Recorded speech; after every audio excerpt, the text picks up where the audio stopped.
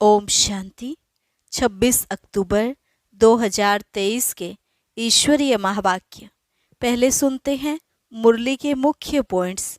बाबा ने कहा, तुम बच्चों की रात अब पूरी हुई, अर्थात ड्रामा का चक्र पूरा हुआ। अब फिर से दिन शुरू होने वाला है। बाबा तुम्हें स्वर्ग के घनेरे सुख देने का पुरुषार्थ करा रहे हैं, तो तुम्हें बाप का बन बाप से पूरा वर्षा लेना है। पहले बीज, झाड़ और ड्रामा के चक्र को समझना है, फिर औरों को समझाना है। अगर बाप का बनकर विकारों में गिरे या ट्रेटर बने तो स्वर्ग में जाकर प्रजा में चंडाल बनेंगे। यह पढ़ाई बहुत ऊंची है, इसलिए कभी भी थक कर पढ़ाई को छोड़ना नहीं है। अभी श्री कृष्ण की आत्मा भी अपने 84 जन्म पूरे कर लास्ट जन्म में है और गीता के भगवान शिव बाबा से राजयोग सीख उच्च पद पा रही है। फिर बाबा ने कहा, यह माया बहुत तीखी है, बार बार विघ्न डालती है, लेकिन तुम जितना योग में रहेंगे उतनी ताकत मिलती रहेगी। अब तुम्हें विहंग मार्ग की सर्विस के लिए विचार सागर मंथन करना है। बाप तुम्हारी कितनी विशाल बुद्धि बना रहे हैं। और लास्ट में बाबा ने कहा, सबको यही समझाना है कि बेहद का बाप बेहद का वर्षा दे रहे हैं, तुम भी उनसे वर्षा ले लो। लेकिन इन बातों को समझेंगे वही जो पढ़ाई रोज पढ़ते होंगे। बाप तो टीचर बनकर पढ़ा रहे हैं, इसमें कोई आशीर्वाद की बात नहीं। इसलिए तुम्हें पढ़ाई में अच्छे मार्क्स से पास होने का पुरुषार्थ करना है। और अब सुनते हैं महावाक्यों को विस्तार से। मीठे बच्चे, अभी घोर अंधियारा भयानक रात पूरी हो रही है। तुम्हें दिन में चलना है। यह ब्रह्मा के बेहद दिन और रात की ही कहानी है। प्रश्न, सेकंड में जीवन मुक्ति प्राप्त करने व हीरे तुल्य जीवन बनाने का आधार क्या है? उत्तर, सच्ची गीता, जो श्रीमद् भगवानुवाच है। बाप तुम्हें सम्मुख जो डायरेक्शन दे रहे हैं, यह सच्ची गीता है, जिससे तुम्हें सेकंड में जीवन मुक्ति पद की प्राप्ति होती है। तुम हीरे तुल्य बनते हो। दूसरा प्रश्न, स्वर्ग के घनेरे सुख किस पुरुषार्थ के आधार से मिलते हैं? उत्तर, रोज की पढ़ाई और योग से स्वर्ग के घनेरे सुख मिल जाएंगे। इसलिए पढ़ाई में कभी थकना नहीं। बाप टीचर बनकर पढ़ा रहे हैं, तो तुम अच्छे मार्क्स से पास होने का पुरुषार्थ करो। इसमें आशीर्वाद व कृपा की बात नहीं है। गीत, रात के राही थक मत जाना, सुबह की मंजिल दूर नहीं। ओम शांति। अभी यह गीत तुम बच्चों ने नहीं बनवाए हैं, यह तो फिल्म वालों ने बैठ बनवाए हैं। अर्थ तो कुछ भी समझते नहीं। हर एक बात का यथार्थ अर्थ न जानने से अनर्थ हो जाता है। गाते हैं, समझते कुछ भी नहीं है। अब तुम बच्चों को श्रीमत मिली हुई है। किसकी? भगवान की। भगवान को ही भक्त नहीं जानते तो उन भक्तों की सद्गति कैसे हो सकती है? भक्तों का रक्षक है भगवान। रक्षा मांगते हैं, जरूर कोई दुख है, हमारी रक्षा करो। बहुत गाते हैं, परंतु भगवान कौन है, किससे रक्षा करते हैं, जरा भी नहीं जानते। भक्त अथवा बच्चे अपने बाप को न जानने कारण कितने दुखी हो पड़े हैं। अभी इनका अर्थ तुम बच्चे समझते हो। अभी है घोर अंधियारी भयानक रात, आधा कल्प की रात है। कोई भी विद्वान, आचार्य, पंडित नहीं जानते कि रात किसको कहा जाता है। यूं तो यह जानवर भी जानते हैं, रात सोने की है, दिन जागने का होता है। चिड़ियाएं भी रात को सो जाती हैं, सुबह होते ही उड़ने लगती हैं। वह दिन रात तो कॉमन है। यह ब्रह्मा की बेहद की रात और बेहद का दिन है। बेहद का दिन सतयुग त्रेता और रात द्वापर कलयुग। आधा आधा चाहिए ना। दिन की आयु भी 2500 वर्ष है। इस दिन रात का तो किसको पता नहीं है। अभी तुम बच्चे जानते हो रात पूरी होती है अर्थात 84 जन्म पूरे होते हैं, अथवा ड्रामा का चक्र पूरा होता है, फिर दिन शुरू होता है। रात को दिन और दिन को रात बनाने वाला कौन है यह भी कोई नहीं जानते। भगवान को ही नहीं जानते तो यह सब बातें कैसे जान सकते। मनुष्य पूजा करते हैं परंतु समझते नहीं कि यह कौन है जिसकी हम पूजा करते हैं। बाप बैठ समझाते हैं। पहली पहली मुख्य बात है गीता को खंडन करने की। कहते हैं श्रीमद् भगवत गीता, गीता का पति है भगवान, ना कि कोई मनुष्य। ब्रह्मा विष्णु शंकर को देवता कहा जाता है और सतयुग के मनुष्यों को देवताई गुणों वाला कहा जाता है। दैवी धर्म वाले श्रेष्ठाचार्यों को देवताई गुणों वाले कहते हैं। भारत के मनुष्य श्रेष्ठाचारी थे, वही फिर आसुरी गुण वाले बन पड़े हैं। मुख्य धर्म शास्त्र 4 हैं और कोई धर्मशास्त्र है नहीं। अगर हैं तो भी बहुत छोटे छोटे मठ स्थापन किए हैं, जैसे सन्यासियों का मठ, बौद्धियों का मठ।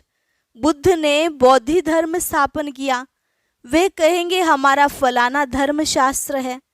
अब भारतवासियों का धर्मशास्त्र है एक, सतयुगी देवी देवता धर्म का शास्त्र है एक। उनको श्रीमद् भगवत गीता कहा जाता है। गीता माता, उनका रचयिता है परमपिता परमात्मा।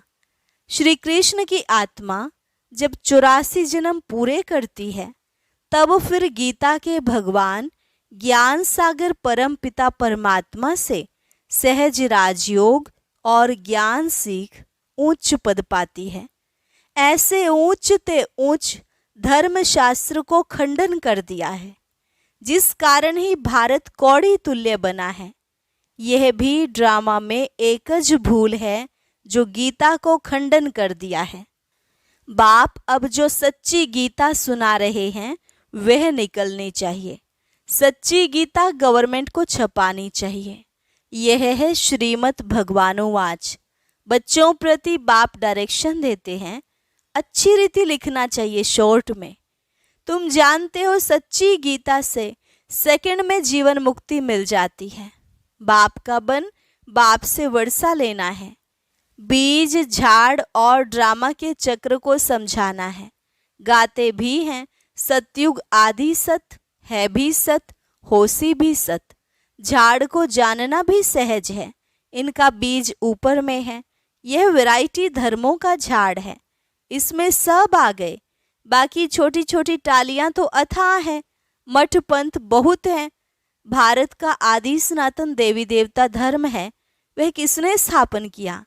भगवान ने, कोई मनुष्य ने नहीं किया। श्री कृष्ण तो दैवी गुणों वाला मनुष्य था।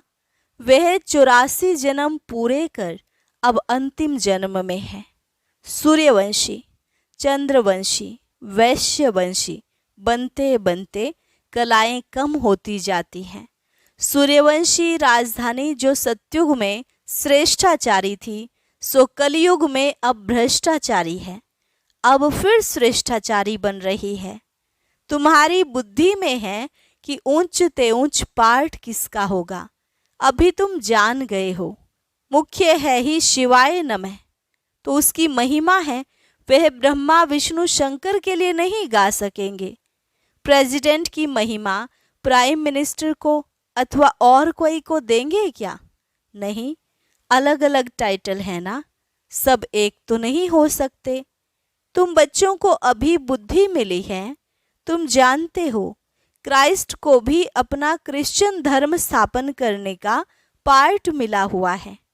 आत्मा है तो बिंदी, उस आत्मा में पार्ट भरा हुआ है। क्रिश्चियन धर्म की स्थापना कर फिर पुनर्जन्म लेते, पालना करते सतो रजो तमो में आना है। पिछाड़ी में सारा झाड़ जड़जड़ी भूत होना ही है। हर एक को कितना कितना समय पाठ मिला हुआ है, बुद्ध को कितना समय पालना करनी है, यह तुम जानते हो। भिन्न भिन्न नाम रूप में जन्म लेते रहते हैं। अभी बाबा तुम्हारी कितनी विशाल बुद्धि बनाते हैं, परंतु कोई तो शिव बाबा को याद भी नहीं कर सकते।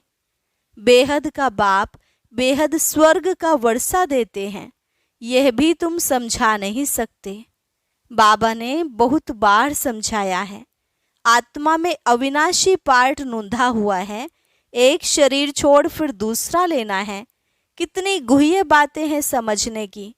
जो स्कूल में रोज पढ़ते होंगे वही समझेंगे। कोई तो चलते चलते थक जाते हैं, गाते भी हैं, तुम मात पिता हम बालक तेरे।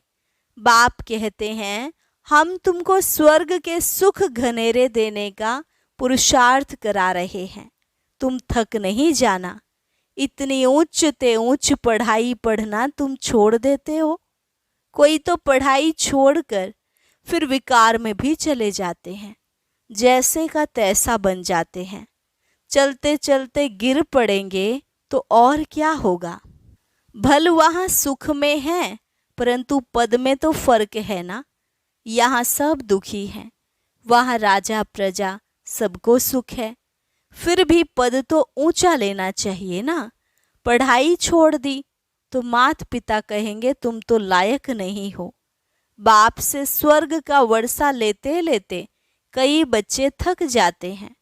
चलते चलते माया वार कर देती है तो लौट जाते हैं। जो जमा किया वह फिर ना हो जाती, बाकी क्या बनेंगे। स्वर्ग में भल जाएंगे, लेकिन बिल्कुल साधारण प्रजा जाकर बनेंगे। बाप कहते हैं, हमारा बनकर फिर थक कर बैठ गए व ट्रेटर बन गए तो प्रजा में चंडाल जाकर बनेंगे। सभी चाहिए ना। स्वर्ग का मालिक बनते बनते अगर पढ़ाई को छोड़ देते तो उन जैसा महान मूर्ख दुनिया में कोई होता नहीं। लिखते भी हैं, तुम मात पिता हम बालक तेरे, तुम्हारी कृपा से स्वर्ग के बहुत सुख घनेरे मिलते हैं, कृपा करो। बाप कहेंगे कृपा की तो बात ही नहीं, मैं टीचर हूँ, पढ़ाऊँगा, पुरुषार्थ तुम करो अच्छे मार्क्स से पास होने का, बाकी मैं थोड़े ही बैठ सब पर आशीर्वाद करूँगा। तुम योग में रहो तो ताकत मिलती रहेगी। सभी थोड़े ही गद्दी पर बैठेंगे, एक दो के सिर पर बैठेंगे क्या। तो धर्म मुख्य है ही चार, शास्त्र भी चार हैं, उनमें मुख्य है गीता, बाकी सब उनके बच्चे हैं। वर्षा तो माता पिता से मिलता है। अब बाप सम्मुख समझा रहे हैं, सिर्फ गीता पढ़ने से ही थोड़े ही राजाओं का राजा बन जाएंगे। बाबा ने तो गीता पढ़ी है, परंतु उनसे होता कुछ भी नहीं है। यह सब है भक्ति मार्ग के शास्त्र। तुमको पुरुषार्थ कर 16 कला संपूर्ण बनना है। अभी तो तुम्हारे में कोई कला कोई गुण नहीं रहा है। गाते भी हैं, मुझ निर्गुण हारे में कोई गुण नाही, आपे ही तरस परोई। हमको फिर 16 कला संपूर्ण बनाओ, जो हम थे फिर बनाओ। अब तुम जानते हो, बाप सम्मुख आकर समझा रहे हैं। एक निर्गुण संस्था भी बना दी है। निर्गुण निराकार का अर्थ भी नहीं जानते।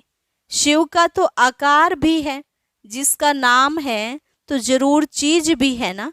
आत्मा इतनी सूक्ष्म है, उनका भी नाम है। ब्रह्म महतत्व जहाँ आत्माएं निवास करती हैं, वह भी नाम है ना। नाम रूप से न्यारी तो कोई चीज होती नहीं। भगवान को कहते हैं नाम रूप से न्यारा, फिर उनको सर्वव्यापी कह देते हैं। ये कितनी बड़ी भूल है। मनुष्य जब इन बातों को समझें तब तो निश्चय करें, बाबा हमने आपको जाना है, कल्प कल्प आपसे राज्य भाग्य लेते आए हैं। ऐसा निश्चय हो तब पढ़ सकते हैं। यहाँ से बाहर निकलते और भूल जाते हैं। इसलिए पहले पहले तो लिखवा लेना चाहिए, बरोबर शिव बाबा आया है राजयोग सिखलाने।